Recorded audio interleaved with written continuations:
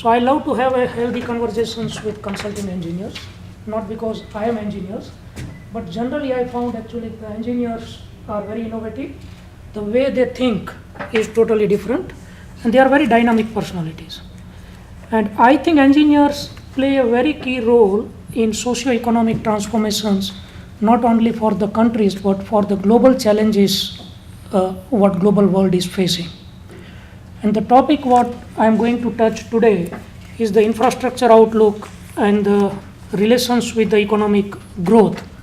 So we'll look at the global aspects of the infrastructure projects, we'll look at the South Africa, and we'll look at in the context of the Africa. Has a business opportunities to diversify the economic base. The infrastructure deficit gives a lot of opportunities for the investors coming into the country. The domestic market base is very wide.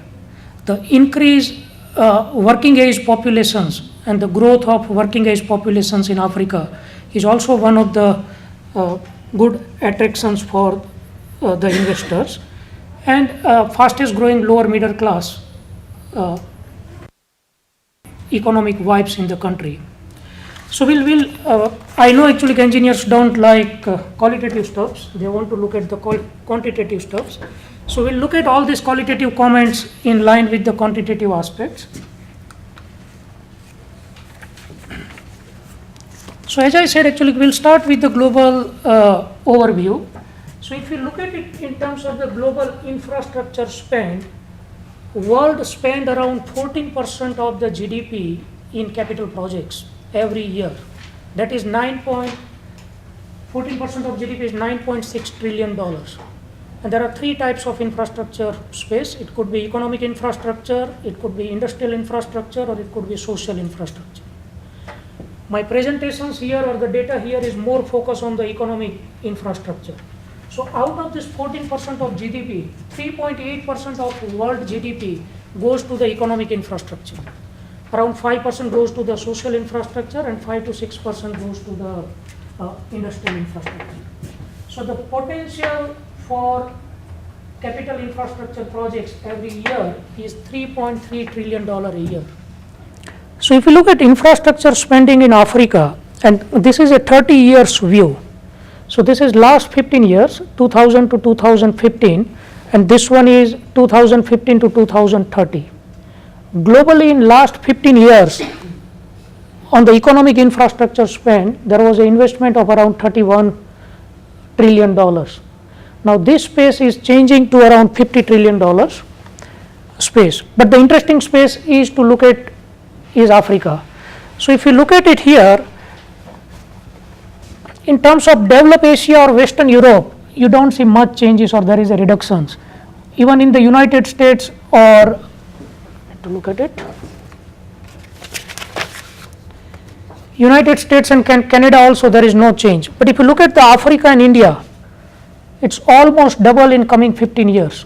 So that is a challenge, that is an opportunity for the business to find the business opportunities here. So Africa invested $1 trillion in last 15 years, going to invest $2 trillion in next 15 years. So that is one matter, but the second is actually we are still not exploiting the potentials of the continent. And if you look at it, the India spent $3 trillion last year and $6 trillion spending in next 15 years. If you look at the populations between Africa as a continent and the India as a country, it's almost same, $1.3 trillion, 1.3 billion populations. If you look at the economic base in terms of the GDP, in terms of nominal GDP is almost same. So we still have a potentials, and any country who invest into the infrastructure, they can see the better benefits in terms of socio-economic aspects. And I'll share some more insights around it. Out of this $50 trillion, 60% of the investment is going to the emerging countries, and we are one of them. The average return on infrastructure, return on investment on infrastructure spend in Africa is 19 to 22%, and that is highest in the world. Whereas South Africa offers 25% return on investment on infrastructure space. $1 spent on infrastructure spend gives you a contribution of 20 cents in terms of GDP. So that is a powerful state to look at it actually how we can boost the economy by investing into the infrastructure space. And if you look at the global contributions of the services, engineering, constructions are all part of the service sectors. 70% of the global GDP is controlled by the service sectors. And in South Africa, it is 60% of the GDP is controlled by the service sector. So it includes financial and all kind of services, but including engineering and consulting.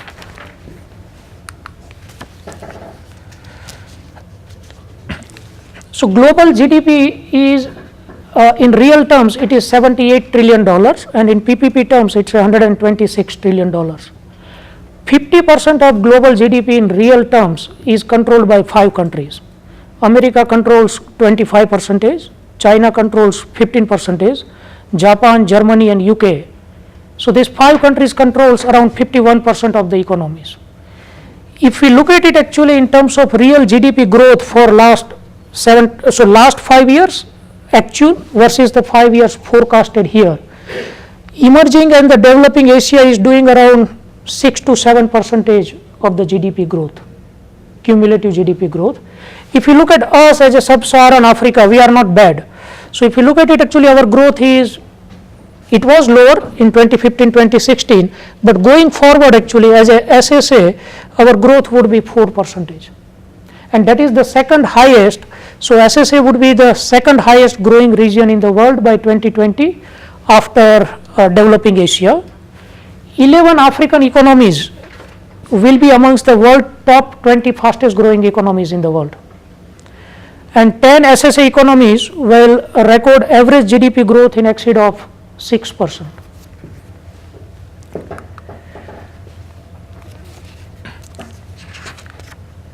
So look at it actually, I think foreign direct investment plays very vital role in growing the country's economy.